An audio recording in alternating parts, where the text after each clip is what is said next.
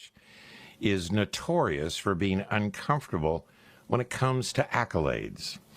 He's all about the work, and blatant praise makes him squirm in his seat. So tonight, I will refrain from referring to him as not only rock's greatest drummer, but one of the greatest drummers of all time. I will also not mention that Neil Peart is one of the most creative and insightful lyricists rock has ever produced, nor that he brings a level of thoughtfulness and intellect to his craft that is truly unique. I will also not allude to the fact that he has written 6 books to date, is an expert motorcycle rider, an entrepreneur, and a philanthropist.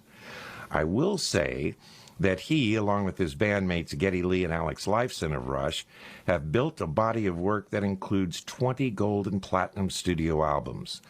More importantly, Rush has been together 40 years and have garnered some of the most loyal fans in all of rock and roll. To celebrate that fact, Rush is about to embark on a new tour called R40 Live that will visit 34 cities throughout North America. So, rather than make Neil Peart uncomfortable by applauding his many achievements, I will simply quote Dave Grohl from their induction into the Rock and Roll Hall of Fame, and I quote, "Rush built their following the right way. No hype, no bullshit. They did it from the ground up. Their legacy is incredible and their influence undeniable." And with that, I welcome Neil Peart. Squirming over here. Many people might not know, but should, how far back you and I go. Probably 35 years, I think we've had these semi-regular conversations, and that's pretty remarkable, too. It is remarkable. I remember the very first one, and it seemed from my side that it kind of clicked right off the bat. It was fun. It was fun. We're still talking. Yes. It says something that you would come up here. I appreciate that. Well, here we are under a beautiful full moon high in the Hollywood Hills, and we're going to have us a nice time, I think. Yes, thank you. Glad to be here. Let's begin with 40 years. That's Rush. a good place to start, right? If you could just there. start with 40 years, then you wouldn't have to start with 0. Yeah, there you go. But it is, of course, very amazing for the three of us to have reached such a point together and to still share a sense of humor and a sense of purpose. And as we started to plan this tour, it was remarkable how in sync that we were about what we wanted to accomplish and express and present for people and how to go about it and working out the set list and so on. Of course, there are way too many. But we said, well, we'll play this song one night and the next night we'll play this other song, and accommodating everybody's preferences and tastes. And more, it's more than personal. Yes, that's the way to say it. It's more than personal. You're thinking of the presentation of the band to an audience who have been around for decades also, so that they will have not necessarily expectations, but you want to deliver something worthwhile as a statement that kind of encapsulates and punctuates that time together. And I was saying we should call it a jam into the oldies would be one approach we could take. But it really was fun discussing different approaches that we might take to it, and how to choose from among all the material. And it was simply done once that the three of us started sharing email lists of songs and all that, and said, well, we played a lot of that, last tour, we can set that album aside, and what about this one we haven't played for a while, and we want to do a complete chronological presentation of all that time too. So it was just nice how easily those decisions were arrived at, and any time there was too much, and yeah, there was nobody saying, oh, I won't play that. There were too many songs that we all wanted to play and possibly resurrect, as we've done.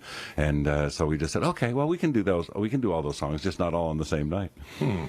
Well, one of the things I think speaks very loudly for the three of you is 40 years you're still together and speaking to each other. And seeming to really still enjoy each other. Yeah, that is an unbelievable gift, and earned over time, developed and built on over time.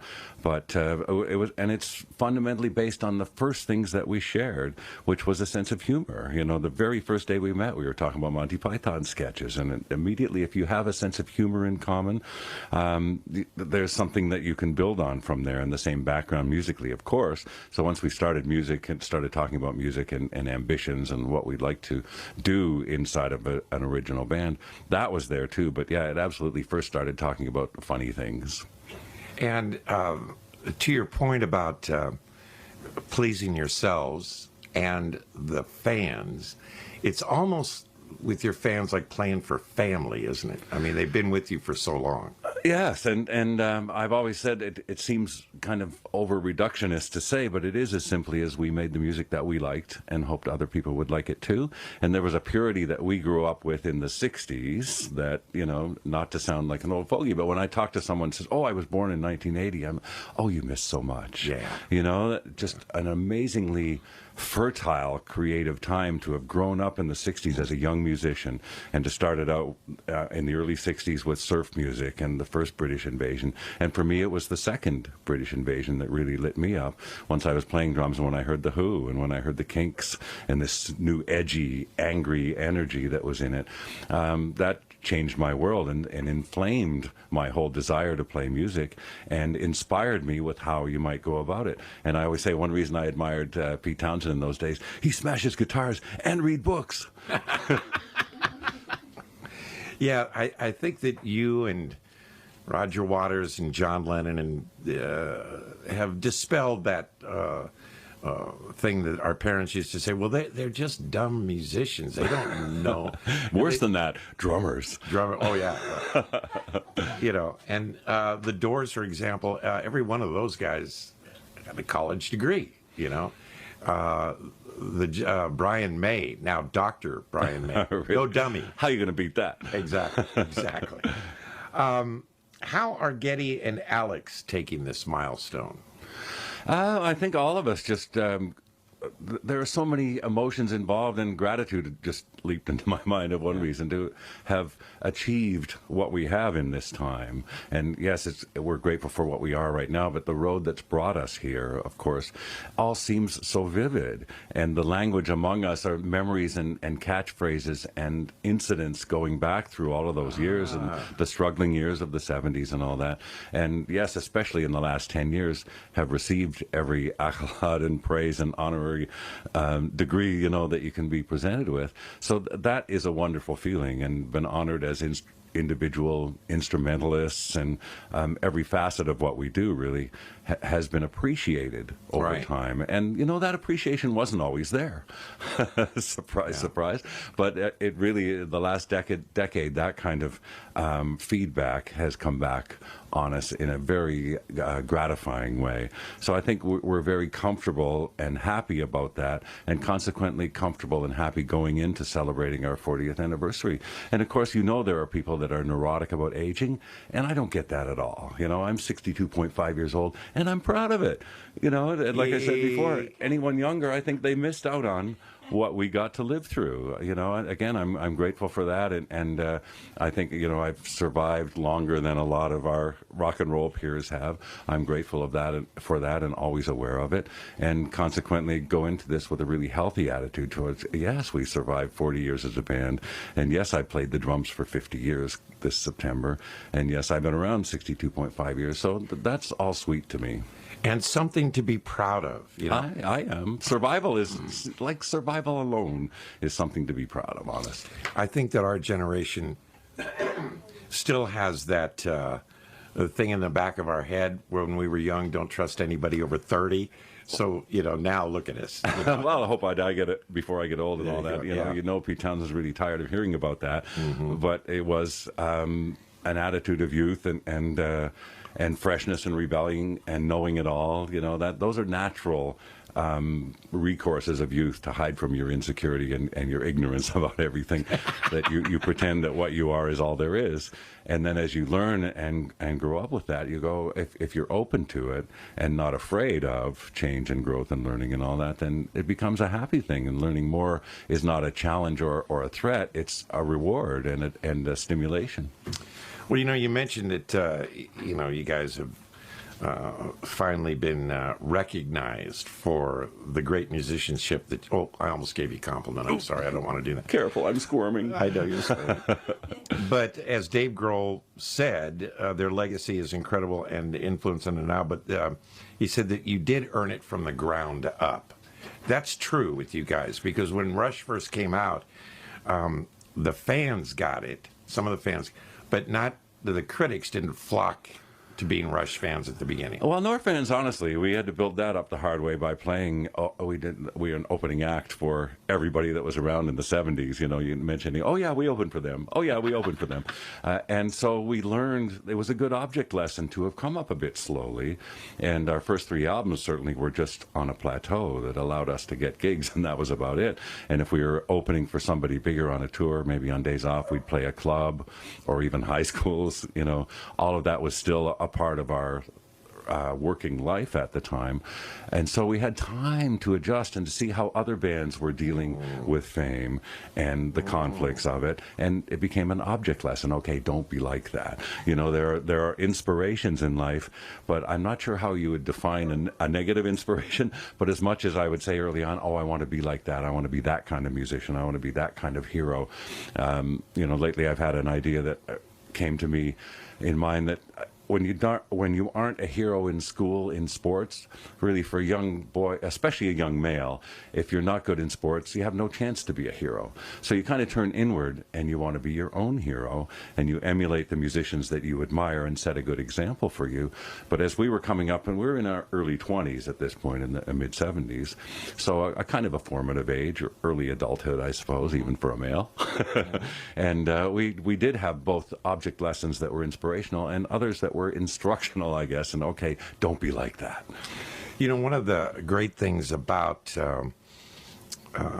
having some miles under your belt, I learned a long time ago in doing the interviews, is that the people who were just starting out, had one hit and thought they were Elvis, had the attitude.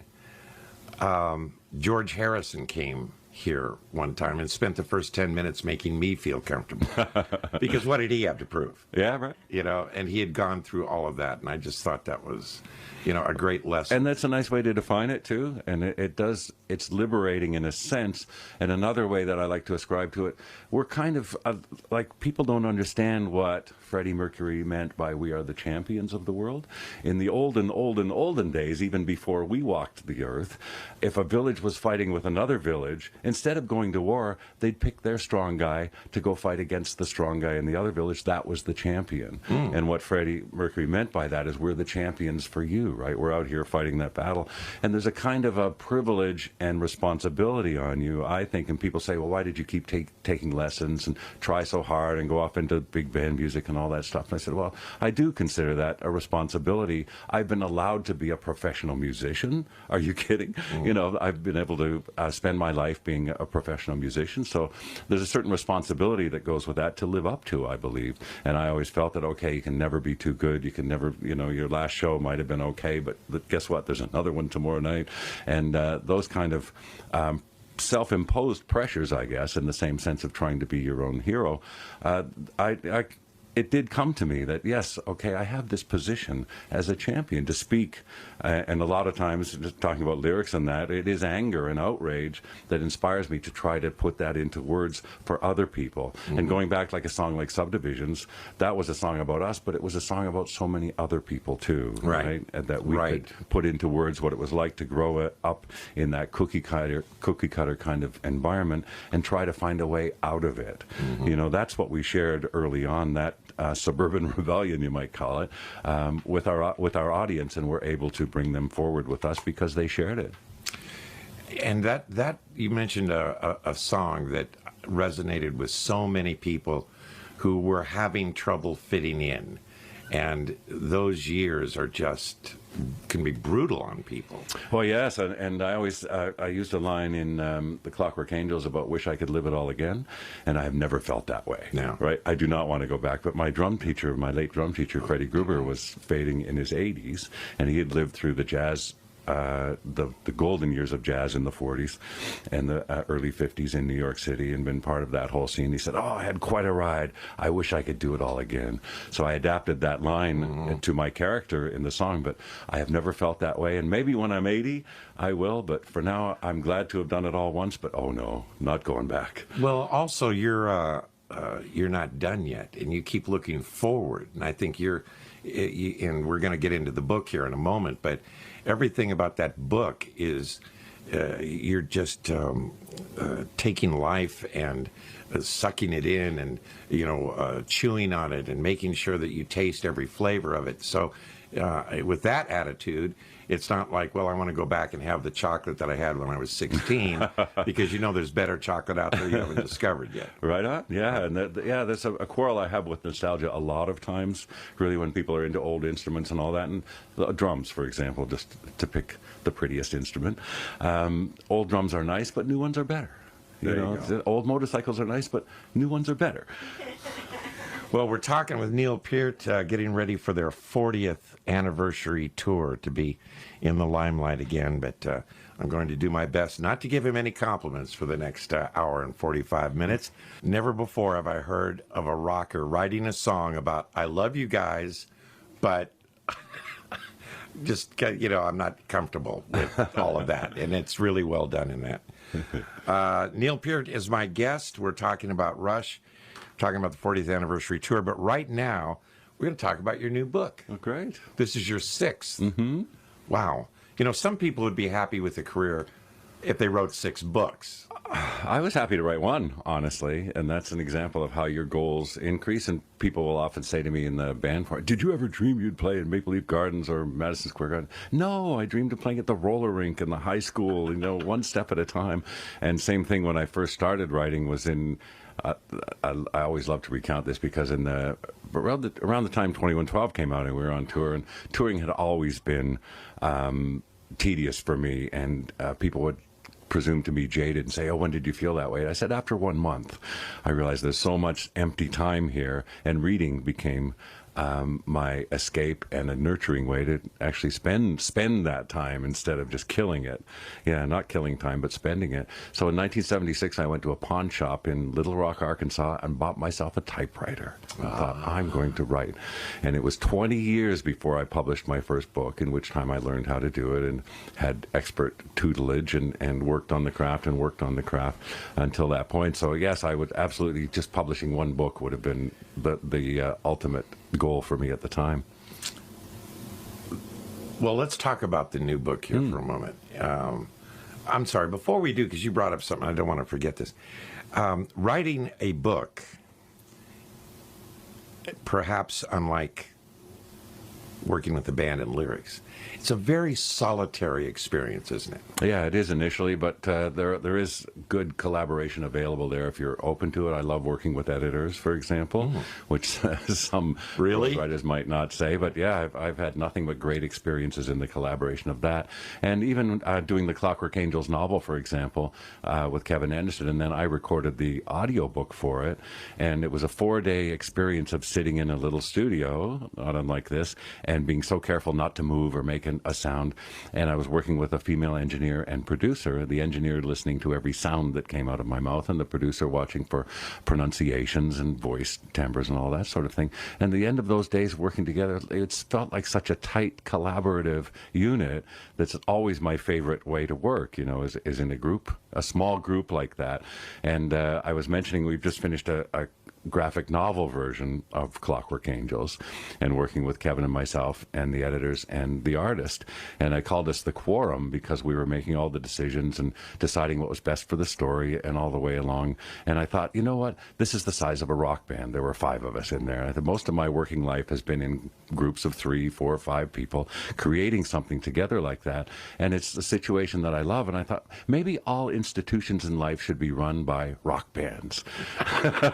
Including government. If you had 5 people, say, making all the decisions, right, for what was best for the country, what was best for your vision and all that stuff, I think it would probably work. Yeah, right. All right, let's talk about the new book, Far and Near on Days Like These, in which you talk at length. I love this at the beginning of the book. You talk at length about the importance of creating a physical object like a book or DVD or what have you, and how much care one should take to get it right. You're very big on making sure that you do it as best you can. Well, it's something that absolutely reflects in the band's approach, that every show that we do was always the one, and every record we make, comes with the sense of care. And I mentioned in there that if someone's listening to a drum part, I don't expect them to hear paradiddles and polyrhythms and cross stickings and all the other elements of technique that I worked on so hard. But in the sense of listening to a Rush song or looking at a Rush album when such things existed, or one of my books, people will just receive a sense that care has been taken here. And I think that's a value that when I look at art and paintings or watch a movie even, you get that sense right away that care has been taken here in the making of it, and it puts you at ease, that right away what the artist in whatever medium is trying to reach you for real. They're not trying to fool you, they're not trying to sell you something, they're trying to communicate something with care. And I think that speaks in an intangible way, but undeniably true, that people get that. I remember Nick Hornby, the British novelist, has written quite a bit about pop music, and he says when he talks to someone young listening to music, starting to get into it, he said, whatever you listen to, just make sure they mean it. Well, that's a great point, and that brings me to the obvious question. Do you think, without naming names, that the current crop of pop musicians who seem to be more concerned, to me, about their choreography and their costume than the music? The magic word pop stands for popular. And then again, another thing I learned from art history and criticism, from my self-given education, though, it was one set of standards from this art historian, Professor Gombrich, who said, how do you judge a piece of art? What are they trying to do, and how well do they do it? If they're trying to be popular and they do it, I guess they win, and that's a perfect example. I drive up and down California quite a lot, and sometimes just bounce around radio stations, as curiosity. And I was driving down through Central California and picked up a hip-hop station from Fresno. And I thought, okay, I'm going to listen to a hip-hop station from Fresno, California. So for 2 hours, I just listened to it. And I had an insight after it. You're not hearing any drumming going on, so that automatically, and same with all pop music, right? There's no drumming in it. There's no drums. So I don't get that personal satisfaction of the element of music that spoke to me most strongly from the beginning. But what I realized listening to these artists whose name you usually only see in the gossip pages, in each case they have a gift that other people can't do. And that is what makes athletics work, that's what makes entertainment work, and why these people can admire someone who can speak a whole bunch of rhymes really fast, because they can't do it, right? It's as simple as that. So all these artists that they like, it's a style that has evolved among their generation. So you can't judge hip-hop music, for example, on rock band standards. But when I listen to it just freshly like that and say, well, what is this made of? And why do people like it? And I realized that as I was listening to all the celebrated artists of that kind of music for 2 hours, mind you. So I was already hearing the same songs again. But I realized, well, yeah, these people have a gift that's inimitable. And that's what makes them work for these people. But when you mention pop music, that is simple, really. Pop music stands for popular. Rock music stands for rock. If you could hang with rap music for 2 hours, mister, you're a better man than I. Well, I have an open mind. Mister, you're a better man than I. Wide open. Okay. In the book, it became clear very soon on that you have an amazing eye for detail, describing everything from the colors of new growth along the roadways in spring to the texture of icy mountain roads and how that would differ. Did you always have this kind of eye for detail, or did it improve with your writing? Oh, very good question, because yes, I certainly started out as a nature lover, for example, as a small boy, and responded to that, and to reading also was a huge magnet to me as a youngster. And then one of the greatest exercises that I use in writing as I'm riding along on my motorcycle is, how would I describe this in words, right? And oftentimes if I'm wrestling with emotions, and how would I put this in words, is a constant exercise for me that's great therapy. Because one of the things that keeps me as a dedicated letter writer, for example, is a phrase I like to twist around, but it goes, how do I know what I think until I see what I write? So you develop the technique over time, as in music, to convey yourself more clearly. So I play that exercise all the time if I'm looking around at the world as I go by, how does this make me feel and how would I put this into words? So that is absolutely a childhood influence, but it's informed by, as in music, a dedication to the craft of communicating it more clearly and more movingly, if I can. Well, because the beginning of the book is almost Michener-esque in its detail. You know, it's like it kind of reminded me of the opening to Hawaii, you know, where, okay, I got it. First there was a volcano. Yes, exactly, exactly. But you make it a bit more entertaining than that.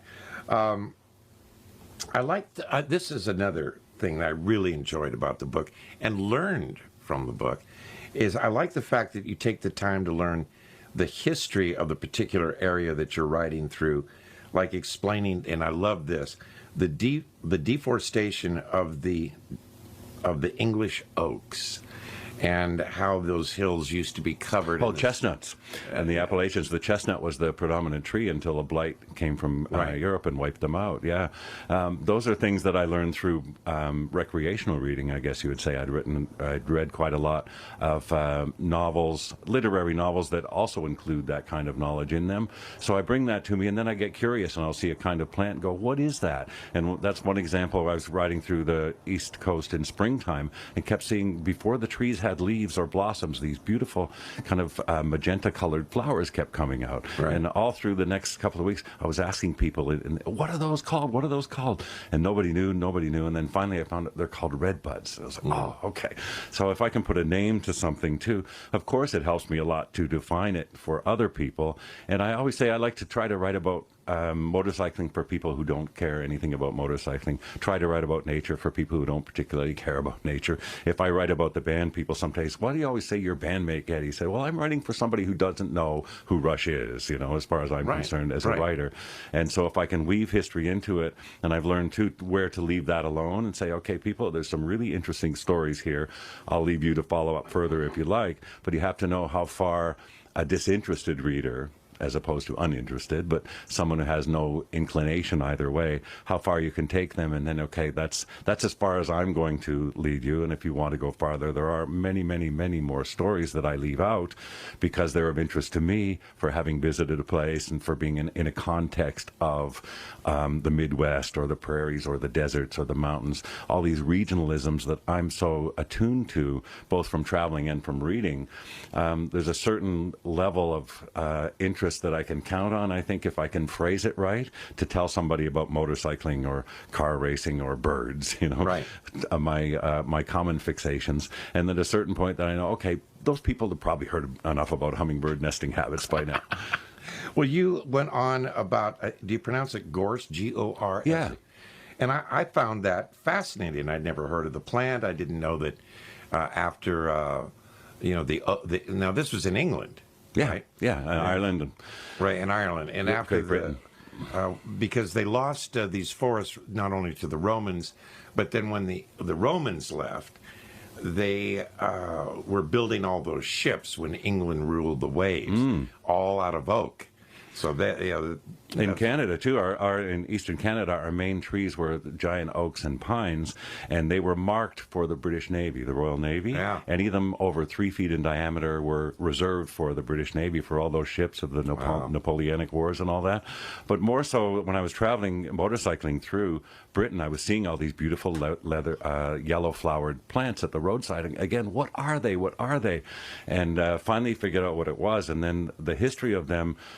Going back to Thomas Hardy novels and all that, talking about furs, and the Led Zeppelin album cover, just to swing us back to rock and roll here, where the old man with the sticks, that's gorse.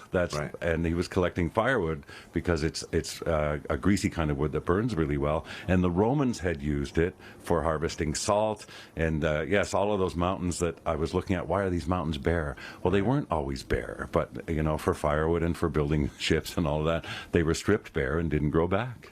And you explained that this gorse has an interesting quality. When it's dried, it becomes oily, and it's very good fuel, and that's why you see people using it and so on. Well, see, now that's something I wouldn't have expected to learn from a rock and roll guy, and I appreciated that, because I had never known that. When you, in the book, you speak a lot about, you have two main writing partners. Brutus. The legendary Brutus. Legendary Brutus. And some guy named Michael. some dude named Michael. And what is this guy like to ride with? I mean, you have to spend a lot of time with him. He's a pain in the ass, is what you were telling me earlier, right? I mean, when we were alone, you were just saying that. No, it's funny. We both abuse each other so constantly that, for instance, one of the assistants that works for me sometimes was talking about it. Says, "You guys talk so awful to each other all the time," and both of us looked at each other blankly, like, "What do you mean?" But we maintain this constant level of abuse so that it never bubbles up into anger or interpersonal tension and all that. But of course, it's a difficult relationship, traveling every day through who knows what kind of hardships and weather and all that. So it requires a certain resilience and patience and humor. Oh, does it need humor, to be able to, because that's one thing I've learned in the dynamics of my life. The first thing that happens after tragedy is, guess what? Comedy, right? And the black comedy and horrible jokes that people in terrible situations of grief can make are wonderful. The essence of humanity and hopefulness, and always seeing the bizarre side, not necessarily the bright side, but the humorous, twisted side of situations is constantly amazing to me, how people can do that. Yeah, the gallows humor, if you will. Yes. Well, also because the fact is that you're men, and men, a way that we show affection for other men is to bust their balls. And my wife is constantly aghast when I will talk to a friend of mine on the phone, a very good friend of mine who I love dearly, and all it is throwing insults back and forth at each other. And she goes, "Why do you talk to him that way?" I said, "Well, because we're great friends. Yeah. That's the way that we relate to each other." And if you couldn't do that too, there you raise a very good point about a person in my position too, who you can become isolated, right, and surrounded by agreeers, you know, yes men, and people who bow to your wishes and all that. And people do build structures around themselves like that. Whereas I never wanted that, and as a band we didn't. We were always close with our crew, and in the earlier shared rooms with them, and always maintained that relationship where they could insult us if they wanted to, and it keeps you honest. And among my best friends in the business, the people that I'm close to, we do have that kind of abusive relationship where you are able to insult each other. And mentioning Michael, here's a wonderful quote where he was berating me about something, and I said, "I love the fact that you think you can talk to me like that, but I really wish you wouldn't." Yes. I really wish you wouldn't. Oh, God. But it didn't stop him. No. What was the most dangerous moment that you and Michael ever faced on one of these treks? Because, first off, maybe I ought to say to people that don't know that when you are on tour, as much as possible, you ride your bike from the one gig to the next. Why don't you explain that first? Sure. The basic framework is, after a show, I run straight onto the bus, and I will have asked our bus driver, Dave, to drop us at a certain junction where the back roads start. And we'll just sleep on the bus and have breakfast there, usually in a Walmart parking lot or a convenient truck stop. And then in the morning, unload the bikes and set off. And I will have looked at the maps the previous day, and wherever I have to go, there is an interesting way to get there, maybe an interesting little town or a bit of history along the way, Thomas Jefferson's house or a Frank Lloyd Wright building or whatever, some excuse, right, to take that road. And so, we'll ride all that day, and then toward the end of that day, toward cocktail time, I think, okay, it's time to start looking for a place to stay. And I've got confident over the years where I can do that. And you pick a town of a certain size, I'll know they have a few motels, and I'll go there and look them over and say, okay, let's try this mom and pop place. And the next morning we'll get up and ride to the show. So, for instance, on the last tour, I think we rode 28,000 miles around North America mostly, but also around Europe and South America on one tour. I looked at the itinerary and thought, 4 days between Brazil and Argentina. We could do that. Whoa. That's what I called in the story. It was in the previous book, Far and Away. It's the last story in that book, but it was called Magical Thinking because I believed it could be done. But the danger part of it on a motorcycle is ever present. And as the dangerous moment, we probably never knew. Somebody probably went by us in a truck whose brakes had gone out and missed us. One time on the freeway, you would think you were safe. We were riding east on I-40 through Oklahoma City, and just a lane over and 2 seconds ahead of us, a gardener's truck launched a giant wheelbarrow into the air in front of us, and I'm watching this. Where is it going to land? Where is it going to bounce to? You know, the adventures we've had, I document pretty thoroughly in the book, of getting lost in the desert and lost down a one-way road to nowhere, and all these kind of things happen to us regularly because I search out those kind of roads, and we call them the mystery roads when they come up on the GPS, because the GPS isn't sure about them, the map isn't sure about them, but we have time and we always have lots of gas and say, okay, let's explore. We can always turn around. So the adventure is there, but the danger is, despite statistics that will say that the freeways, are safer to travel on than back roads. Well, for me, on my motorcycle, I'm a way safer on a back road with my own destiny in my hands and keeping an eye on the road conditions and the traffic, riding sensibly, riding not by speed limits, by what the road tells me and the weather tells me. Whereas on the freeway, I really feel helpless.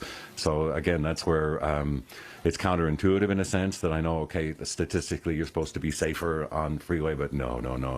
The most dangerous times of somebody losing their attention ahead of you, and the vision that you get around you. A motorcycle's senses are, if you survive, are remarkably acute. And I carry them into driving now, and I realize that I'm absorbing information at motorcycle speed.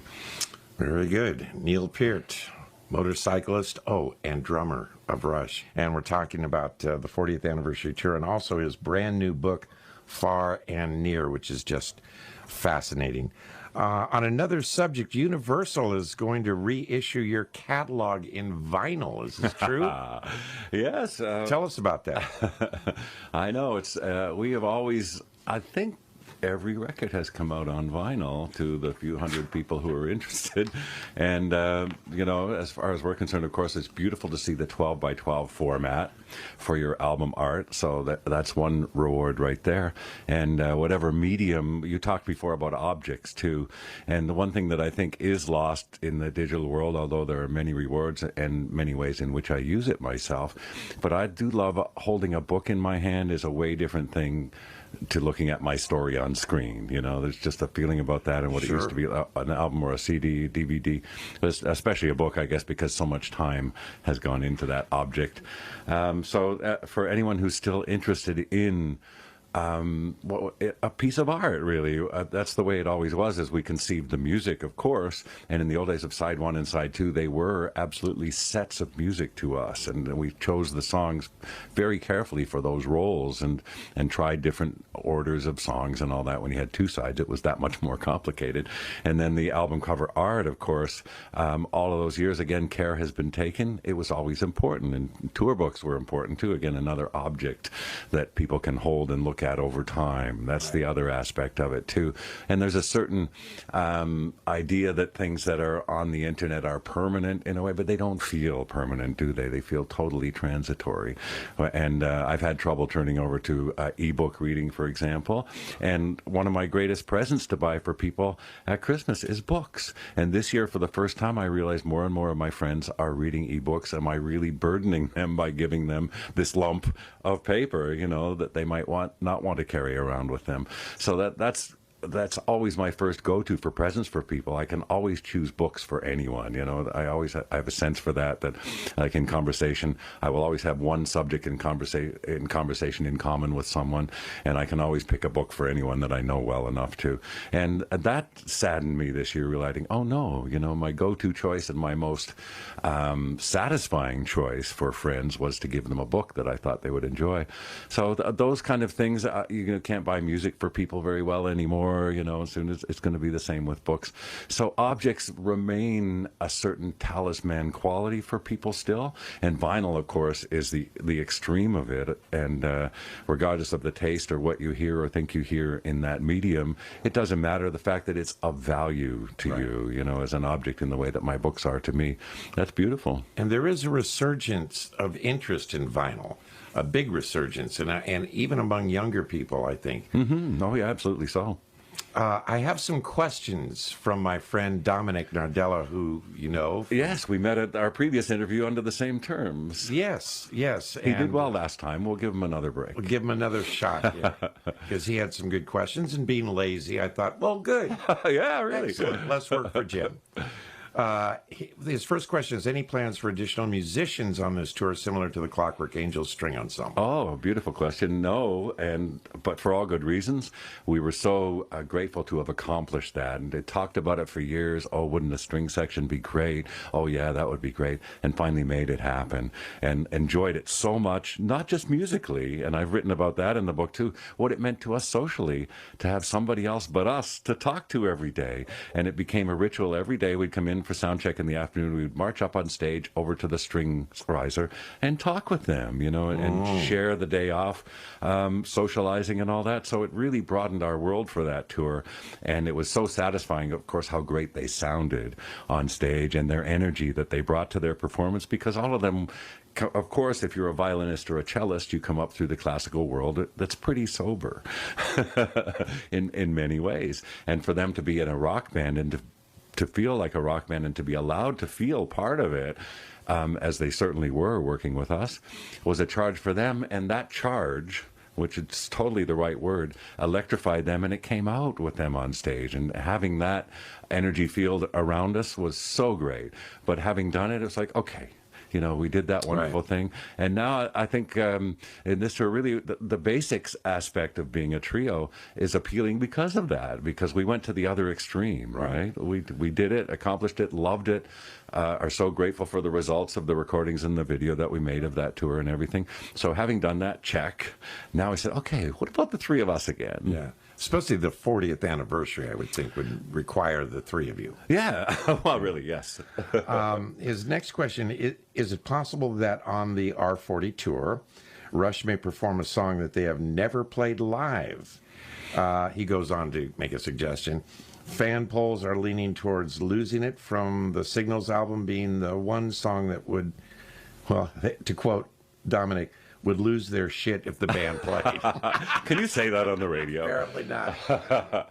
Well, yes, we have talked about every aspect. As I mentioned, we really threw an open field to ourselves in terms of song selection, and we let certain albums that we represented a lot in recent tours to say, okay, we don't have to do that album, those songs. So we want to touch on the high points along the way and make a kind of a digest for ourselves chronologically. And yes, there are songs being discussed that are deep tracks. And that was even one theme that we even talked about that theme, should we do that? I said, no, what we do want to celebrate is the high points where we reached the audience. Right. A lot of the deep tracks for us might have been disappointing, not necessarily as a piece of work, but because they spoke to us so well and that maybe didn't bridge that gap to the listener. You can't always make the communication leap that you hope for. Right. One reason that Geddy always defined mixing as the death of hope. There were a lot of songs that we had. I love that line. Yeah, I know. It's wonderful. I always call it the death of waiting because I'm impatient. But there are those songs that you really had aspirations for more than that, passionate hope for, that's for one reason or another didn't realize themselves and maybe didn't reach the audience as strongly as other ones did. So that's fine, and you still treasure them yourselves, and maybe hope in another lifetime you can redo it and get it right. But on the other hand, of course, we have a wide body of work that did reach the listeners, and sometimes in a profound way as part of their lives. And one subtitle I used in one of my books, Traveling Music, was the soundtrack of my life. And I know that resonates with our audience, and I see them. There might be a mom and a dad there with their kids, and maybe grandpa and grandma too. And we've been able to speak across that generation, even as musicians. It's wonderful that Taylor Hawkins told me a story a while ago that he had bought one of the banners for my Tama drums floating on the lake. There was an advertising thing that the Tama Drum Company did in the early 80s, and it was an inspiration to him as a kid, so he bought one on eBay. And I was writing about the old days. I toured the studio, Le Studio in Quebec this summer, that's long abandoned for about 15 years, and walked through all those memories and looked out at the lake and remembered my drums on the lake out there, and I wanted to use that illustration. And I remembered Taylor. I said, Taylor, can you send me a picture of that banner so I can use it? And he sends me a picture of his son in front of it, holding up his drumsticks, you know, and it's like, okay, down to another generation of inspiration. And that is just as pure drummer is wonderful. But on the whole, I was saying before that songs that rose out of our youthful frustrations and youthful mysteries and wonderings and all that, sometimes at best, like I mentioned the example Subdivisions, which is pretty hard to beat in terms of background and its resonance for us and so many others, and that becomes someone else's touchstone too. So that when they hear that on the radio, I think in one of the stories in the book I was writing about all the things that can trigger memory, you know, sense of smell is said to be one of the great ones and all that. But is there any vehicle? Time machine. I was writing about time machines and what a drum set is, and an old drum set is a kind of a time machine. Any old instrument is. But is there any greater vehicle to convey you through time than a song? Yeah. I don't think so. You know, there are many things that trigger your memories, but there's sometimes you can hear a song that maybe you haven't even thought of for decades if you have achieved age like we have, proudly, right? You'll hear a song. You'll hear a song that you haven't heard in so long and go, wow, and then boom, right back to that time. Yeah. And check your premises too. I loved about that. Somebody sent me a link to a concert that was done, that was supposed to be the last of the super concerts done in Britain in 69 or so. And the opening band was Colosseum. And a band I loved back in that time, a drummer that was just great, John Heisman. And I watched a bit of it. I wonder if he is as good as I thought he was. And sure enough, I watched him play, and he had beautiful technique and posture, and his musicianship was impeccable. And I said, okay, good. You know, when I was a 15-year-old kid, I knew what a good drummer should sound like. So that's the vehicle of music in terms of memory like that. So I recognize that our fans over that time, there are certain songs that for them are not just about that moment, but all the moments since, and it encapsulates so much for them, not necessarily nostalgia. And I don't think of us as nostalgia or those songs. And you were just playing Free Will, for example. That still sounds good to me, and I'd still happy to play that song. Yeah. You know, so that's a good point of reference for ourselves, too. I'm not distant from that song at all. It still resonates for me. Great answer. Great. He's got two more here. And I thought this was fascinating because I didn't know this about you. Dominic wants to know, do you still personally make the pre-show mixtape that the audience hears as they are entering the venue waiting for Rush to take the stage? I do. I have done that since, since the late 70s. I used to make them all, and at that time when there was a lot of current music in the same sort of taste area as ours, and I would push it a bit through the early 80s and all that. I remember playing a lot of what was called New Wave and New Romantics at the time that I really liked, because I was still, and am still, very much a music fan. But yes, I do, but I've moved more into the field of classic rock to find the musical relationship to the show that we're about to perform has to relate to the music played before. So right. I find myself much more going to the music that formed us, which is perfect too. Before the show, the audience is hearing music that I've chosen, and the other guys often suggest things, or I'll check, well, you know, what about that? Music that was formative to us plays before we come on and play the music that we formed. So you're finding the deep tracks. Exactly so. Let's do that again. Okay. Last question from Dom here. What was your reaction when you got the call that Rush was being inducted into the Rock and Roll Hall of Fame? Hello, everybody. My name is Dave Grohl. I'm Taylor Hawkins. And we are here tonight to induct Rush into the Rock and Roll Hall of Fame.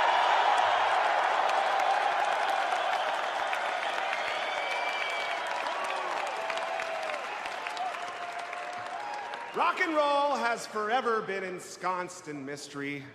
Robert Johnson selling his soul to the devil that early morning that Satan knocked upon his door. The death of Paul McCartney in 1966 and the conspiracy to replace him with an exact look-alike. Elvis sightings, Jim Morrison sightings, Axl Rose sightings. But there's one mystery that surely eclipses them all. When the fuck did Rush become cool?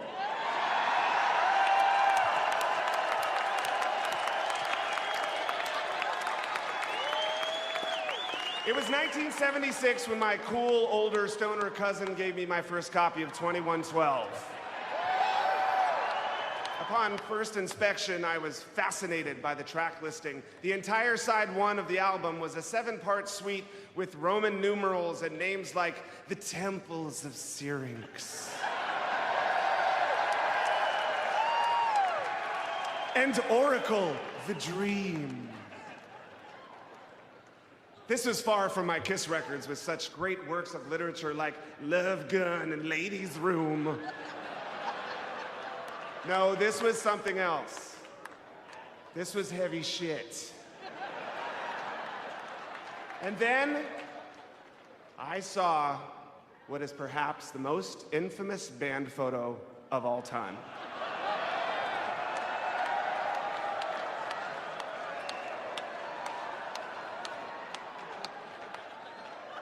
Three grown men, arms crossed, standing proudly in white satin kimonos and skin-tight pants.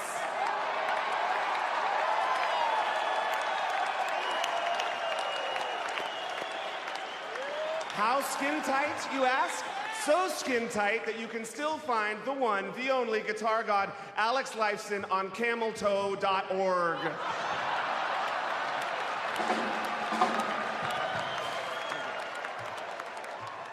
But what was inside is why we are here today.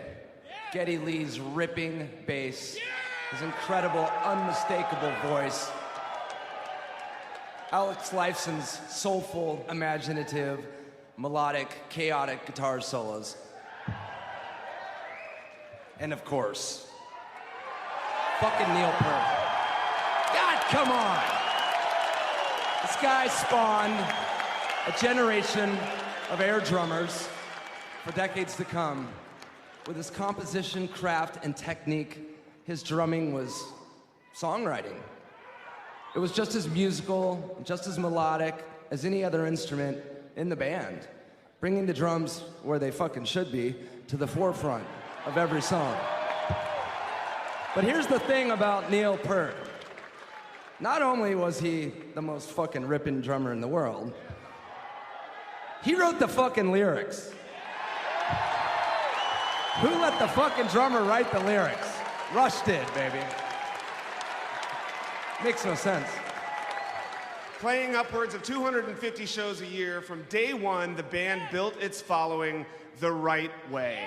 No hype, no bullshit. They did it from the ground up. Without any help from the mainstream press. Rolling Stone. Rush, Fly By Night, Caress of Steel, 2112, A Farewell to Kings, Hemispheres, Permanent Waves, Moving Pictures, Signals, Grace Under Pressure, Power Windows, Hold Your Fire, Presto, Roll the Bones, Counterparts, Test for Echo, Vapor Trails, Feedback, Snakes and Arrows, Clockwork Angels. 45 years, over 40 million records, thousands of shows, selling out arenas all over the world.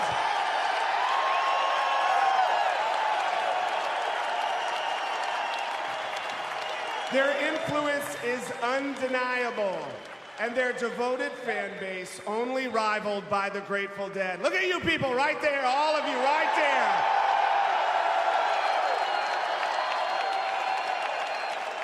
And their legacy is that of a band that stayed true to themselves no matter how uncool they may have seemed to anyone. I think it's safe to say that Rush are indeed a band that has balls. Alex showed us that. Yeah.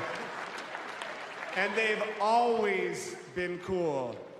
So consider this mystery solved. It is our honor to finally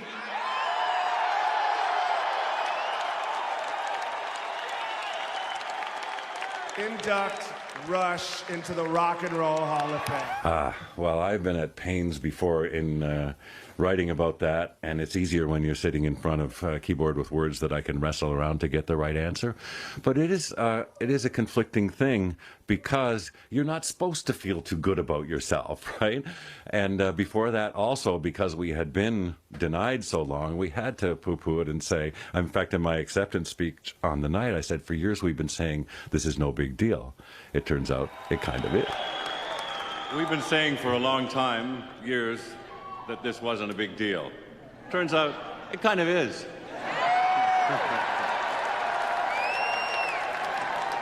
Our sincere, heartfelt thanks to Dave and Taylor for doing us the great honor of indicting us. Theirs is truly the praise of the praiseworthy. Maybe one day we will be indicting them. I've always liked a quote from Bob Dylan. The highest purpose of art is to inspire. What else can you do for anyone but inspire them? It is gratifying to think of us having inspired these youngsters to pick up a pair of drumsticks, a guitar, a rhyming dictionary, and torment their parents as we tormented ours. All the previous inductees into this pantheon of rock are like a constellation of stars in the night sky. Among them, we are one tiny point of light, shaped like a maple leaf.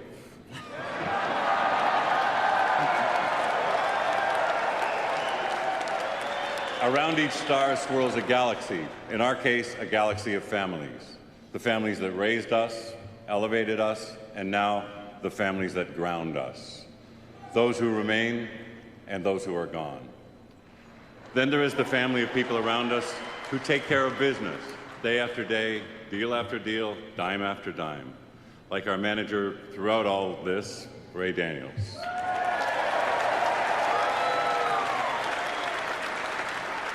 Then there is the family of people who truly put on the show, for it is fitting that we receive this honor as a working band in the middle of a tour in our 39th year. We should always stay 39. I speak of the road crews, the technicians, the engineers, and co-producers, our friends and family, and these guys.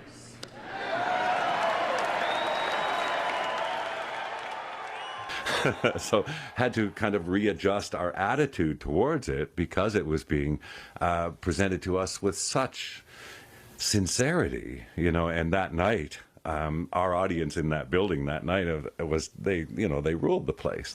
So that was part of what inspired my comments. I'm sorry, I was in the audience that night. They more than ruled it. That was it for them. I mean, every time anyone would even get the first syllable of Canada out of their mouth, the audience would erupt. Yeah. So, with other awards and all that, you can't take them too seriously, and yet you have to take them seriously. So that's the inner debate that has to go on in a case like that. Of course, I appreciate this. I'm honored by it, and I always said, okay, we'll keep trying to live up to this. That's the best way to do it. If you get a Hall of Fame award or a Lifetime Achievement Award, well, our lifetimes aren't over yet. Our careers aren't over, so we have to keep trying to live up to that faith that people put in you, right? When people invest you that way, they put faith in you. So you got to live up to that. Well, that's fantastic. It's fantastic. Let me take you back to the book for a minute. Yeah, please. If I can. And I love the commentary in your book, Far and Near, about the church signs that you saw while driving through the Bible Belt. This was very interesting. Yeah. Give us a couple of your favorites, if you can remember them. Well, there are so many. Well, there's one that I actually do like because some of them are simply moronic and some of them are just preaching in fire and brimstone, you're going to hell and all that. But the one I do love that has a certain tongue-in-cheek wisdom is, if you want to make God laugh, tell them your plans. Yes, yes. So there are lots of them, and it's funny. It's not something I think about when I'm in Canada. It's not something I think about in California or in Europe. But when I travel in those places where it's being rammed down your throat, I have to go, oh, wait a minute, no. You know, this is so wrong, and it riles me up. And I mentioned before that anger and outrage can sometimes be an inspiration. And it gets me writing about it. And people will say, why are you a faith basher? And I said, well, I don't feel like a faith basher. And it's not something I've thought about all day. It's something that my life has been full without any of that aspect. I don't really understand it or understand why it's needed. And it's a kind of brainwashing in almost all cases where poor children have been brought up and formed into these molds, right? That you are suddenly, this ism is after your name from the time you're born. They don't choose it, and for whatever reasons they never do question it, where I did from the beginning. When I went to Sunday school as a little kid, and when I would, they'd tell us to sing the song, God watches each sparrow fall and all that. And I said, well, no, I don't really think so. And when you look at the world now, I saw the comic and the great writer Stephen Fry the other day talking about that. He said, how can you, and they said, what if you went to heaven to meet God? He said, oh, that wouldn't be a pleasant meeting. You say, why did you create those parasites that grow behind babies' eyes and, destroy their vision on the way out and all that? That's not any kind of a God to be worshiping, is it? Plus, I think that if there is an omnipresent being that is that smart, he's going to be looking at your heart, not what you put in the collection plate. And I always say that too. If I'm going to go up and meet St. Peter and Jesus and God and Allah and Buddha, whichever one you want to pick, I'm going to be okay, because I have lived a life based on that. And I believe in generosity and charity and kindness and courtesy. Those are just things that seem good to me anyway. I don't need a threat to make me behave that way, and I don't need a reward. It's always the carrot and the stick in that aspect of, oh, never mind how lousy this life is because you're going to go to heaven. Well, no, that doesn't work too well. Or you better behave or you're going to hell. Those are the only two sides that religion really gives you, and I just don't find them necessary. So I get curious and go, why do other people need this invisible friend? That's one of the nicest definitions of my invisible friend can beat up your invisible friend. Didn't you refer to God as the Christian sky god in your book? Yeah, another way, if you go back to the pagan religions, and again, I'm open to all that. I'm not a cynic. And when I travel in Africa, I'm very interested in their pantheism and how they ascribe spirituality to everything around them. The religions are a search. They're not an end. There you go. And I admire that spiritual search. I don't feel in need of it, but if it's innocent and doesn't harm children, then it's okay. Because, and this is this line, Clockwork Angels, which reminded me of the story in Genesis about do not eat from the tree of knowledge. What? Yeah. Why do you not want me to eat from the tree of knowledge? That quote from lean not upon your own understanding. It's like, what? Wait a minute. Well, so I shouldn't think. And of course, that is the necessary doctrine that you're hit with. And again, I don't think about these things because they don't matter. And in most of the world, they actually don't. You can go to the pockets of extremism in the Middle East and the Middle South, and they're going to be rammed down your throat. And they're dangerous in that context. They're like a tinderbox of fire that can be lit into this strange kind of murderous faith. Like, we can murder these people because God said. Yes. I always think that if there is a God, these assholes go up there and meet him, he's going to say, man, you really misread the book. I said, you are you really serious? Didn't get it. Really? And I do like that line you're about to quote, lean not upon your own understanding. Ignorance is well and truly blessed. Mm-hmm. All right. Just do what you're told, right? Yeah. Let me stick with with religion here for just a moment. If you insist. I know this is not getting you in any trouble with anybody. Was there ever a time in your life when you did believe? And if so, what changed your mind? Was it an event, or was it like a process? Good question. And in fact, no, there was never a time when I believed. And as a child going to Sunday school, it was a questioning. It's like, really? The omnipresent being and the beneficent sky god confused me at the time. And once I was old enough, I always remember that as a teenager in my bedroom at home, I got spray cans and sprayed graffiti on there, and I took the Nietzsche God is dead. And my parents not being particularly religious, but they had, oh my God, your grandmother will die if she sees that. So I spray painted it to be God Isn't Dead. It didn't matter to me, and you know, it made peace, etc. But no, there never was a time that I did. I was always curious, though, and I was always open to it. And as I got into adult life, I would learn about different religions and philosophies and say, well, is there anything here for me? And sometimes there was that I could adopt. And in terms of beliefs, reincarnation never appealed to me or seemed possible or likely.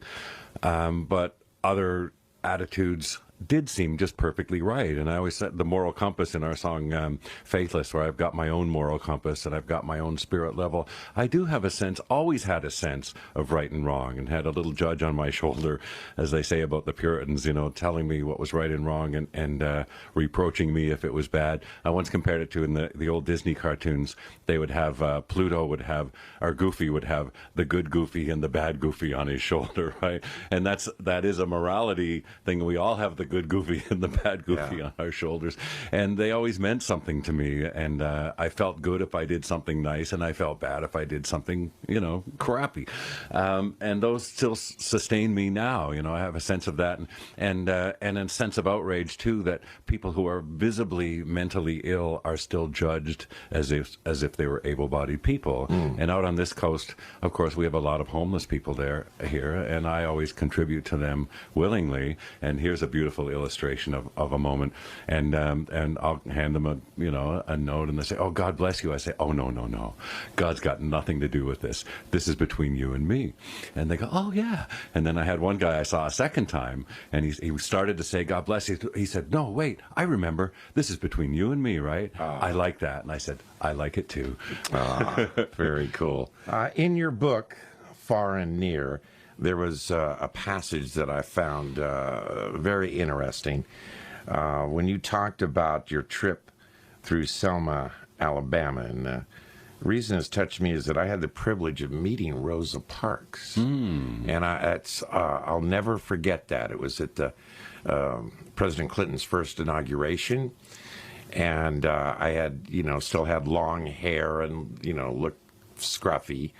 But I put on, a nice suit and got this interview with Ms. Parks and went to this hotel and walked in, and she had some sort of bodyguard there who was pretty rough looking. He looked like he meant business, and checked me and the guy that was with me out, which I was glad that he did. And then we were ushered into this room, and she was sitting there with 5 other grandmotherly looking ladies in their Sunday best. Yeah. And they were, talking, and I really felt like I was interrupting them, but I had to do it. So I was able to say to her, because I never got to say it to Dr. King, thank you for not only, of course, your work, civil rights movement to free African American people, but thank you for freeing me from the burden of bigotry. That was a huge gift that Dr. King and you gave me as a white person, not to have to carry that around for my life. And we talked a bit before about having grown up through those times. And again, I'm eternally grateful to have grown up in the 1950s and the 1960s. But when we witnessed those things firsthand on our televisions and seeing fire hoses trained on people and little girls getting shouted swear words at when they're trying to walk to school for the first time. And we saw those things happening around us and puzzled over them, as kids, going, why is this going on? And to see it change increment by increment. So that the example you mentioned about my civil rights tour was just looking at the map one day where I had to go the next day and think, okay, how can I make this ride interesting? And I remembered those times, and I thought, okay, Selma, it rings large in my memory, and the march to Montgomery. So I said, okay, we're going to go to all those places. We're going to go through Montgomery and go through Selma and the bridge where he turned it around and kept it peaceful. And people don't realize perhaps why Dr. Martin Luther King is so celebrated because he saved so many lives by not being confrontational when it was the wrong time. And he recognized at that moment, okay, look, this is all going against us. Let's turn around today, people, and try again later. And they did, and made it happen, and made that march happen, and got to the steps of the Capitol in Montgomery.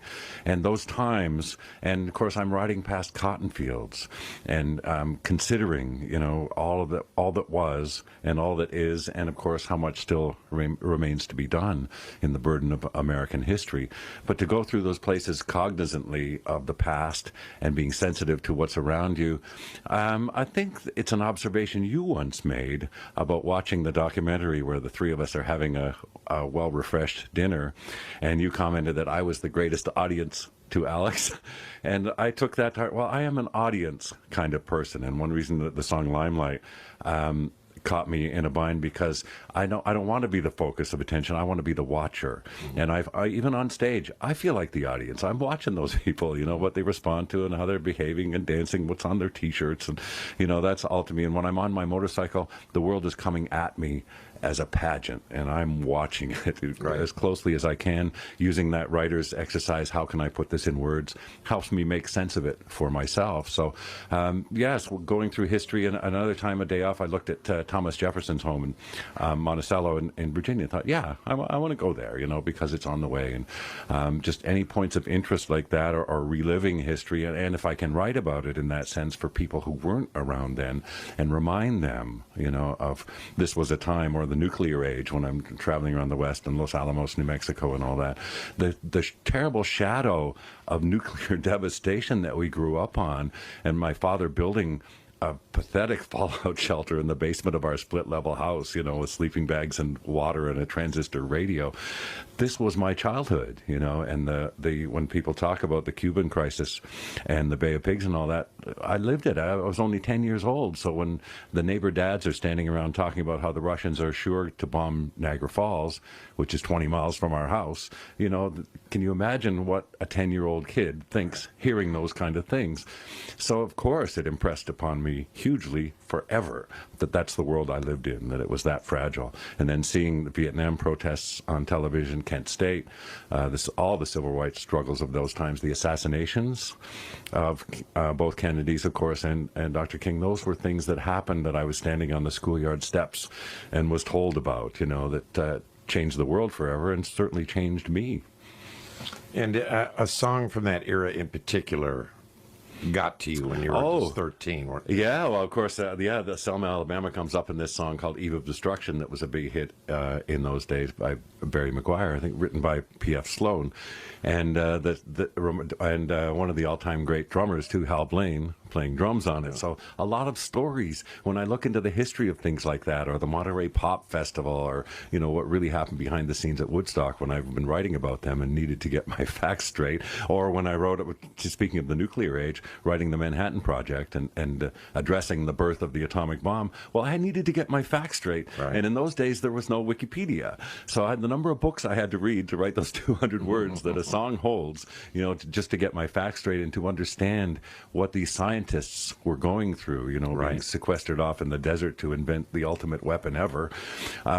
These things are huge resonance, and as a human being, you think, okay, these were young people, you know, young men and women who went there and lived through that time. So it comes alive for me, and then you try to make it alive for other people. So anytime I see a bit of American, it's not American history, is it? It's world history. It's human history. It sure so, of course, if I can dwell on those a little bit along the way and remind people who maybe weren't around what a crazy old world we grew up in.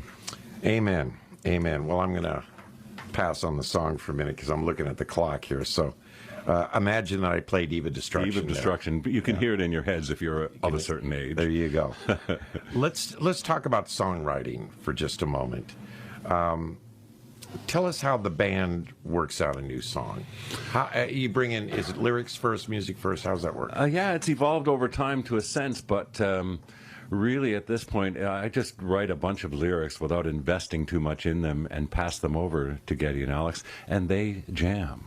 It really is as simple and as organic as that. The two of them will just sit in front of a recording machine and start playing, and then Geddy, being the patient and meticulous one, will go through and pick out the high points of what they've done. Then he'll turn to my sheets of lyrics and find things that fit and say, okay, well, this 2 lines maybe out of the whole page, right? That's why I learned not to invest myself in it or present one piece of work. Here's a song I've been working on, for days. It's got to be just like it is.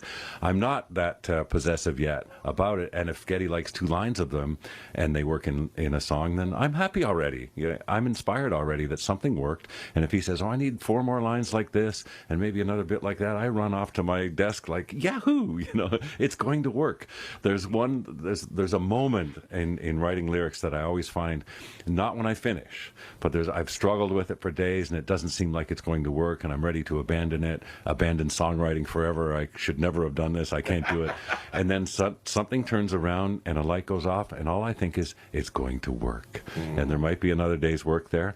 And the same thing when a song, when Geddy fastens onto those few lines and it's going to work, then I'm already inspired. So I'm more than happy to go back and do the necessary craft work to make that happen. So, and then there's infinite refinement going back and forth. And Geddy, as a singer, of course, has to feel comfortable with the words, not necessarily in their meaning only, but in the way they deliver as music, right? Sure. That's a lesson I had to learn, that things that looked good on the page and sounded good spoken in my head weren't necessarily that great to sing. And I've learned more about that over time and still continue to learn. And when Geddy tells me that online is great to sing, then I learn to model after those combinations of beats, right? Words are rhythm to me, and especially in lyrics. That's why I think I gravitated toward it, because I'd always loved words and reading, but it was a chance to rhythmically phrase those words, and that's the way they always drop into my head as rhythms. Wow, that's fantastic, and thank God you have developed this collaborative effort with Geddy and Alex, that you can work in that way and raise the standard of the song rather than look at me, look what I did. Or fighting it down till it's some consensus that doesn't have anything left of what you intended in it. Fortunately, there's never that sense of loss. It's always a sense of enrichment. And more so, even in our individual parts, I always find that once my drum parts have been through our collective ideas, and it's not a committee by any means, and it's not a democracy, right? I can't come up with a drum set and a drum part and 2 of us like it and 1 doesn't. Or a song that 2 of us like and 1 doesn't. That's never going to work over time, right? And one story I love to tell is the instrumentals are always the hardest for all of us to like them. And on Snakes and Arrows, I guess it was, the song called The Main Monkey Business, we worked on that song probably 5 times as long as we worked on any of the vocal musical songs, because all of us want so much out of that instrumental, and we want to be pleased with it melodically, dynamically, instrumentally, all of those elements.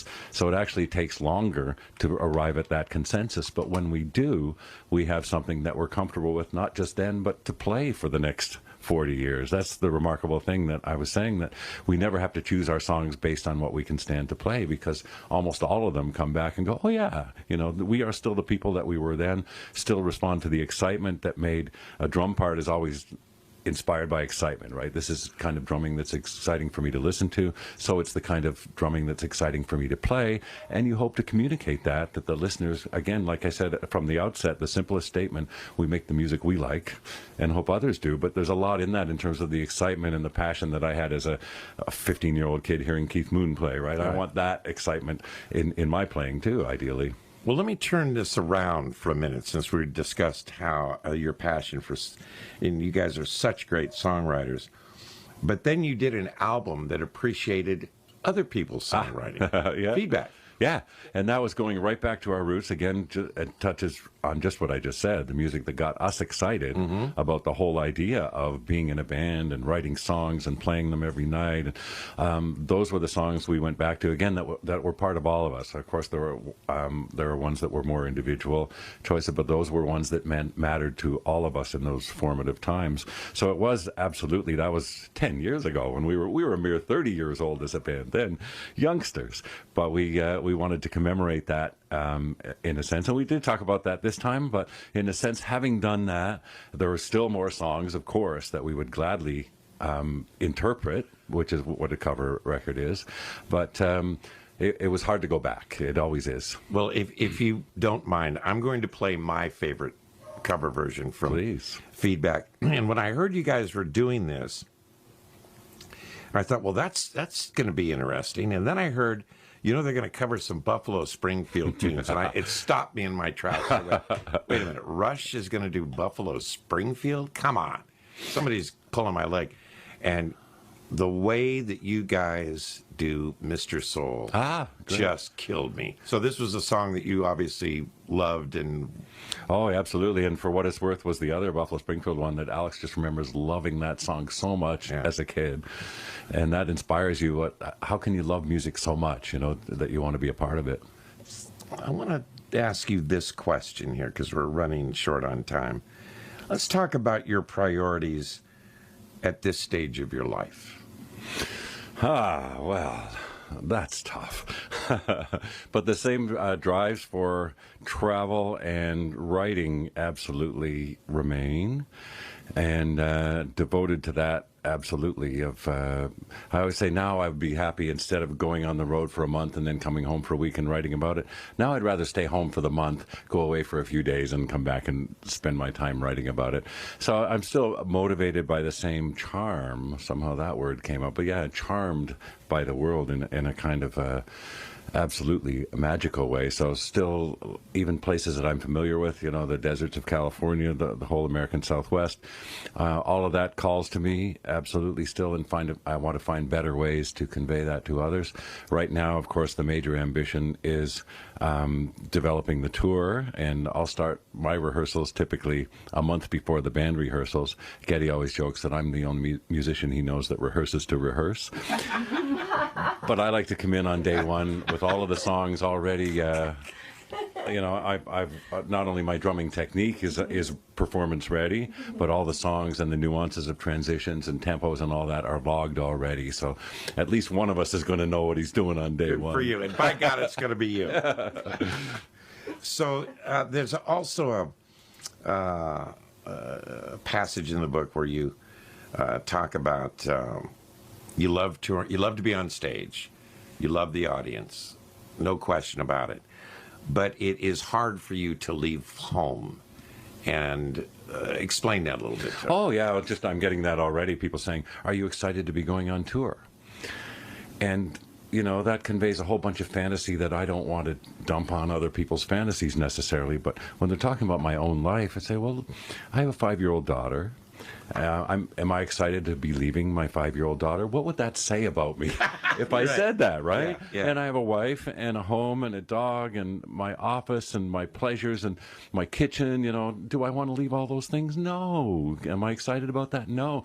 I talked a while ago about the responsibility of being a professional musician, and I decided long ago, around 1990, I was pretty weary of touring, and I thought, I'm pretty much done with this part of it. And then as I thought about it, and again, how do I know what I think until I see what I write, and started writing about it and realized, well, you know what, if you are a musician, you play live, right? That is the ultimate test of a musician. It's the ultimate expression of what a musician does. So I told myself that how long ago, 25 years ago, told myself, well, you have to tour because, it's what you do.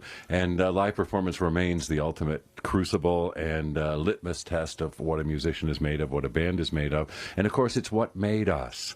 Live performance is how we found our audience. By opening all those shows, by playing all those clubs, is how we gradually built an audience who even knew who we were, and then started to respond to the commitment that we brought to the stage every night. So it just seems necessary, right? And I said also earlier on, in the first years of touring in 1974, I already found it wanting as a way of life. I thought, oh, this is no good. And I kind of divide my touring life into decades after that, where the first 10 years I spent reading. And I just became the most voracious reader of fiction and nonfiction, and filled in all the gaps in my education that a teenage dropout drummer, is going to have. And then bicycling in the 1980s, I started carrying a bicycle on the tour bus and got out on days off and on show days and rode around the different towns and found another mission where I started visiting the art museums as a kind of a little excuse to go for a bicycle ride, right. And then garnered a whole new education in all the great art museums there are across the United States and cities that people wouldn't expect. Like in Kansas City, St. Louis, Portland, Oregon has a great collection of African art, you know, the things that you can find, and made touring worthwhile. Right. And then once I started to love the bicycling just for being part of the real world on back roads and city streets and that, and feeling a part of something outside the bubble, that really got to me. And once I started motorcycling, I realized, oh, I can expand this palette so much more and be part of that real world nearly all the time. And that is so nourishing, reassuring, feeling in touch with real life and with other people, having wonderful little encounters with people at gas stations. And one little example I always like to tell is that we were in Iowa, a little gas station, Michael and I, filling up our motorcycles. And there's a lady, an older lady in Iowa, and with her Buick, and she's filling up her gas, and she calls over to us without a hint of being threatened by guys in big leather suits or anything. She just, I'll pay for yours if you'll pay for mine. Oh. It's just a beautiful little moment of human trust, right? Where she felt she could say that to us and felt moved to, and us to be delighted by, you know, to this day. Of those kind of moments are the ones that I remember and want to judge the country by. And when people start dumping on a different part of the country, I can always come back in its defense from having known it so much better than most Americans do, and having had these treasured little moments all over the place at rest areas and diners and hotels and stuff. You are a lucky man. You are well, I don't know. No, something I said about magic. There's such a thing as magic, but it often takes some planning. I think luck. You know, there is such a thing as luck, but you have to be there. Yeah. Or Picasso said about inspiration, yes, there's inspiration, but it likes you to be at work. You have to tend the garden. Yeah, man. Well, we're running out of time here, so there's some things that I need to do before we say goodnight. First is to remind you that Rush is about to launch their R40 Live Tour, and they're going to be in 34 cities throughout North America this summer, beginning May 8th, which I don't know is technically summer, to be honest with you. But nonetheless, it's in Tulsa, Oklahoma, the garden spot of America. But you will be finishing in the greatest city, which is L.A. And we're excited that it's the Forum, too, because when we were mapping this out, you know, and what would be the greatest tribute to those 40 years, and well, if we could finish in Toronto, of course, would be great. To finish in Cleveland would be great, because it really started for us in the United States there. But the Forum goes back with so much history for us. And even before us, I can remember in the 60s hearing the live albums, Vanilla Fudge at the Forum and Three Dog Night live at the LA Forum. It was a place I heard of long before I ever dreamed that I would play there. Have you seen the new Forum? I have not, but I've heard wonderful things. Oh, my God. I'll tell you, Irving Azoff and the people he put together did an extraordinary job.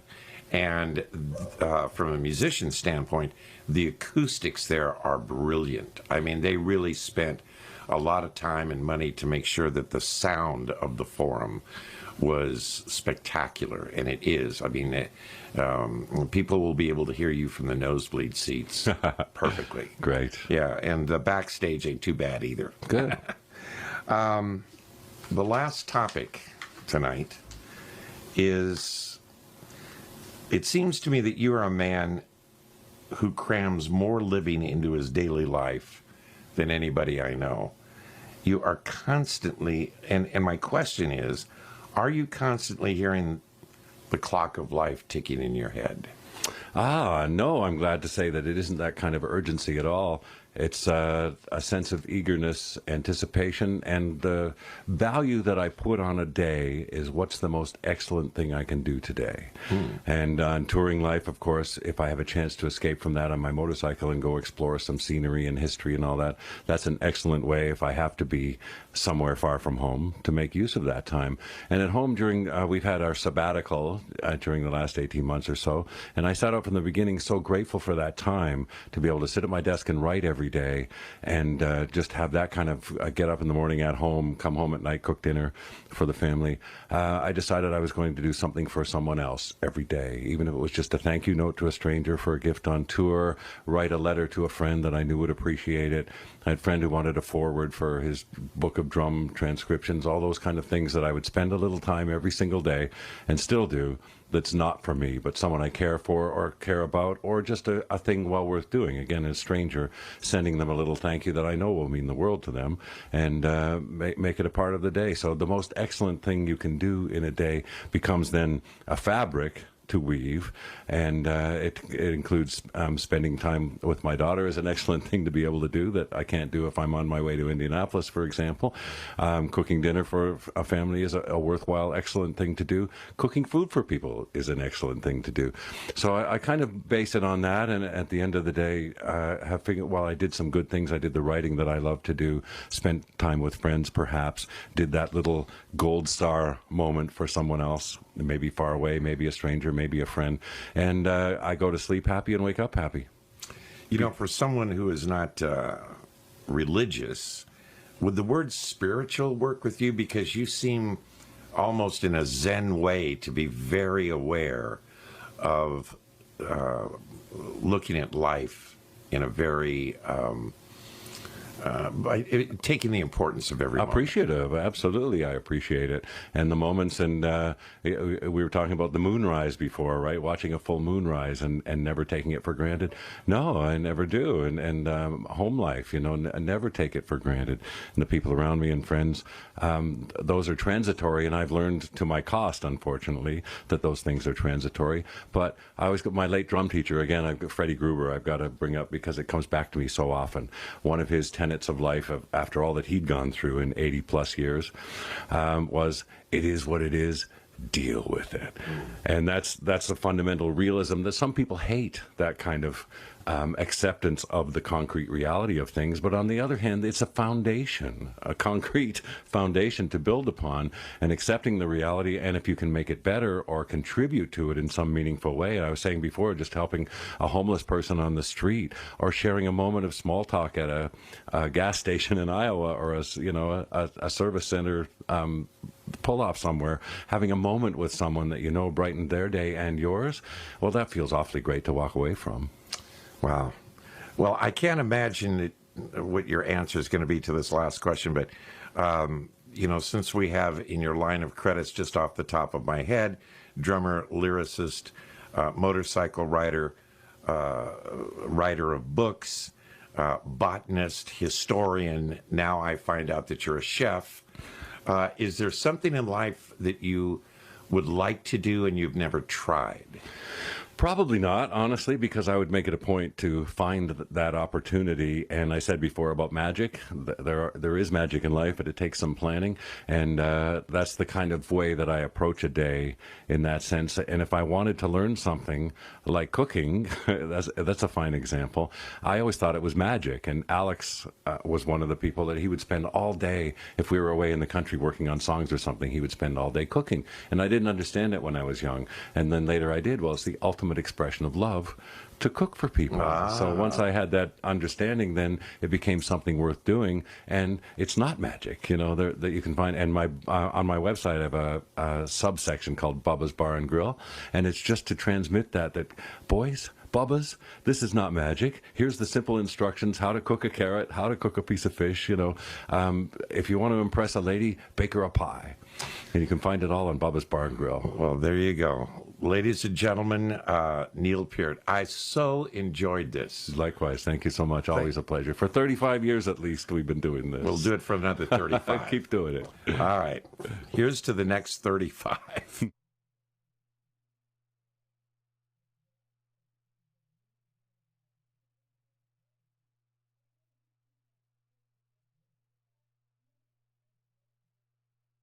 My guest tonight, Neil Peart, the drummer and lyricist for Rush, is notorious for being uncomfortable when it comes to accolades.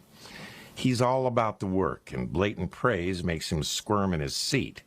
So tonight, I will refrain from referring to him as not only rock's greatest drummer, but one of the greatest drummers of all time. I will also not mention that Neil Peart is one of the most creative and insightful lyricists rock has ever produced, nor that he brings a level of thoughtfulness and intellect to his craft that is truly unique. I will also not allude to the fact that he has written 6 books to date, is an expert motorcycle rider, an entrepreneur, and a philanthropist. I will say that he, along with his bandmates Geddy Lee and Alex Lifeson of Rush, have built a body of work that includes 20 gold and platinum studio albums. More importantly, Rush has been together 40 years and have garnered some of the most loyal fans in all of rock and roll. To celebrate that fact, Rush is about to embark on a new tour called R40 Live that will visit 34 cities throughout North America. So, rather than make Neil Peart uncomfortable by applauding his many achievements, I will simply quote Dave Grohl from their induction into the Rock and Roll Hall of Fame, and I quote, "Rush built their following the right way. No hype, no bullshit. They did it from the ground up. Their legacy is incredible and their influence undeniable." And with that, I welcome Neil Peart. Squirming over here. Many people might not know, but should, how far back you and I go. Probably 35 years, I think we've had these semi-regular conversations, and that's pretty remarkable, too. It is remarkable. I remember the very first one, and it seemed from my side that it kind of clicked right off the bat. It was fun. It was fun. We're still talking. We're still, yes.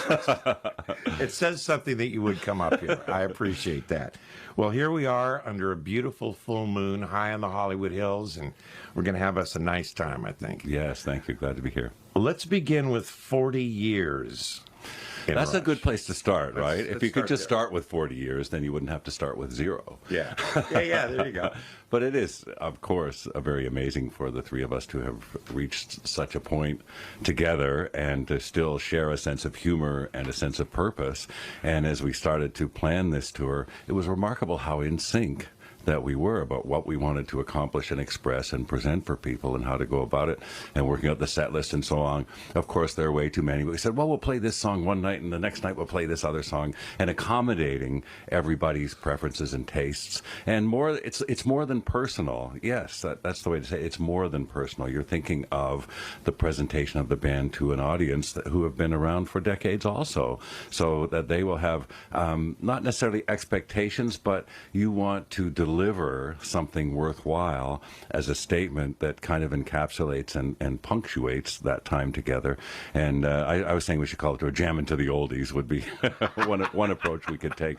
But it really was fun discussing different approaches that we might take to it and how to choose from among all the material. And it was simply done once that the three of us started sharing email lists of songs and all that, and said, well, we played a lot of that, last tour, we can set that album aside, and what about this one we haven't played for a while, and we want to do a complete chronological presentation of all that time too. So it was just nice how easily those decisions were arrived at, and any time there was too much, and yeah, there was nobody saying, oh, I won't play that. There were too many songs that we all wanted to play and possibly resurrect, as we've done. And so we just said, okay, well, we can do those. We can do all those songs, just not all on the same night. Well, one of the things I think speaks very loudly for the three of you is 40 years you're still together and speaking to each other. And seeming to really still enjoy each other. Yeah, that is an unbelievable gift, and earned over time, developed and built on over time. But it's fundamentally based on the first things that we shared, which was a sense of humor. The very first day we met, we were talking about Monty Python sketches, and immediately, if you have a sense of humor in common, there's something that you can build on from there, and the same background musically, of course. So once we started music and started talking about music and ambitions and what we'd like to do inside of an original band, that was there too. But yeah, it absolutely first started talking about funny things. And to your point about pleasing yourselves and the fans, it's almost with your fans like playing for family, isn't it? I mean, they've been with you for so long. Yes, and I've always said it seems kind of over reductionist to say, but it is as simply as we made the music that we liked and hoped other people would like it too. And there was a purity that we grew up with in the 60s that, you know, not to sound like an old fogey, but when I talk to someone who says, oh, I was born in 1980, oh, you missed so much. Yeah. You know, just an amazingly fertile creative time to have grown up in the 60s as a young musician and to start it out in the early 60s with surf music and the first British invasion. And for me, it was the second British invasion that really lit me up once I was playing drums and when I heard The Who and when I heard the Kinks and this new edgy, angry energy that was in it.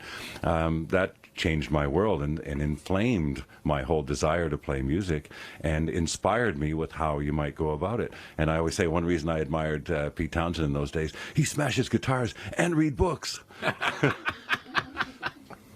Yeah, I think that you and Roger Waters and John Lennon and have dispelled that thing that our parents used to say, well, they're just dumb musicians. They don't know. Worse than that, drummers. Oh, yeah.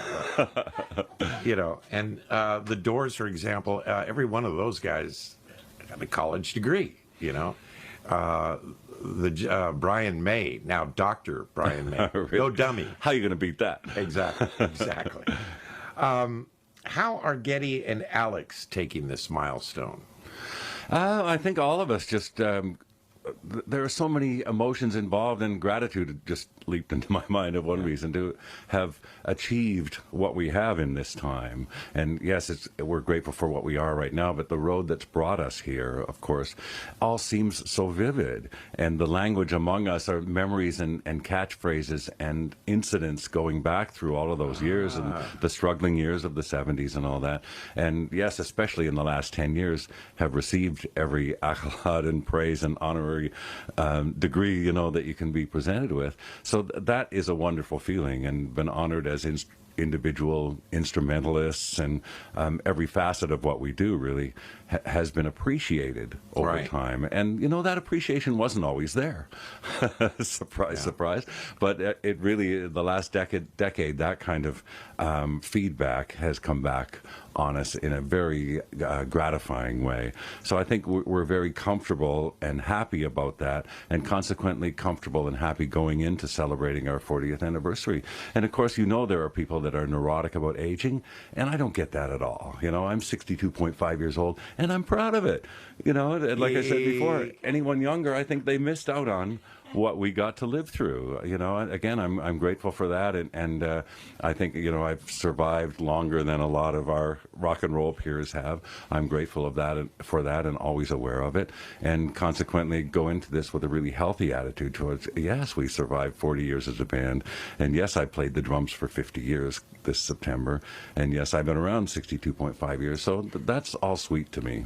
And something to be proud of. You know? I am. Survival is, like survival alone, is something to be proud of, honestly. I think that our generation still has that thing in the back of our head when we were young, don't trust anybody over 30. So, you know, now look at us. You know? Well, I hope I get it before I get old and all that. You know, Pete Townsend's really tired of hearing about that. Mm-hmm. But it was an attitude of youth and freshness and rebellion and knowing it all. You know, that those are natural recourses of youth to hide from your insecurity and your ignorance about everything, that you pretend that what you are is all there is. And then as you learn and grow up with that, you go, if you're open to it and not afraid of change and growth and learning and all that, then it becomes a happy thing. And learning more is not a challenge or a threat. It's a reward and a stimulation. Well, you know, you mentioned that, you know, you guys have finally been recognized for the great musicianship that, oh, I almost gave you a compliment. I'm sorry. I don't want to do that. Careful. I'm squirming. I know you're squirming. But as Dave Grohl said, their legacy is incredible and the influence on it now. But he said that you did earn it from the ground up.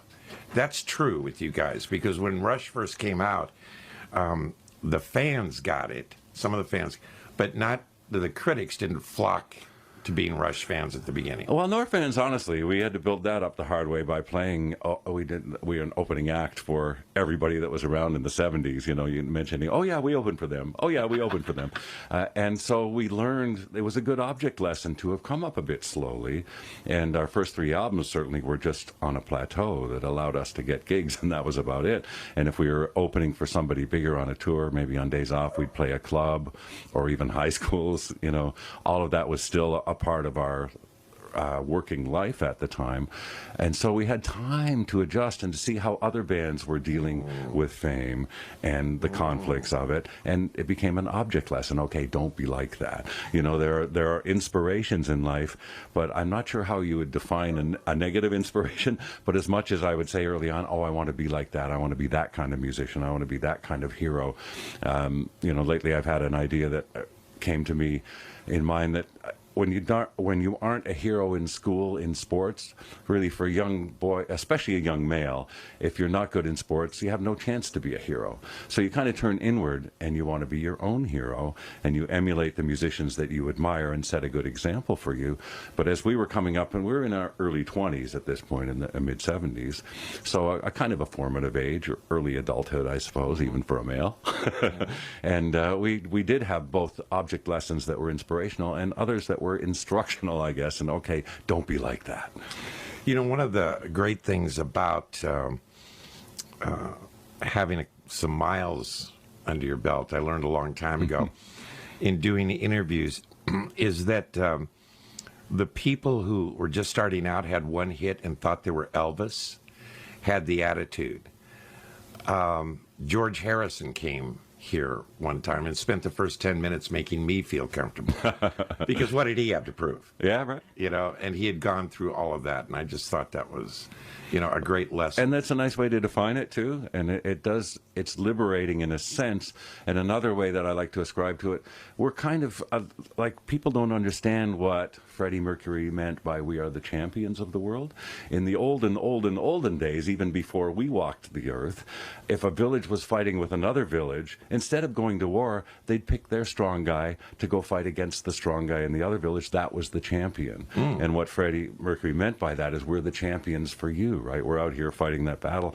And there's a kind of a privilege and responsibility on you, I think. And people say, well, why did you keep taking lessons and try so hard and go off into big band music and all that stuff? And I said, well, I do consider that a responsibility. I've been allowed to be a professional musician. Are you kidding? You know, I've been able to spend my life being a professional musician. So there's a certain responsibility that goes with that to live up to, I believe. And I always felt that, okay, you can never be too good. You can never, you know, your last show might have been okay, but guess what? There's another one tomorrow night. And those kind of self-imposed pressures, I guess, in the same sense of trying to be your own hero, it did come to me that, yes, okay, I have this position as a champion to speak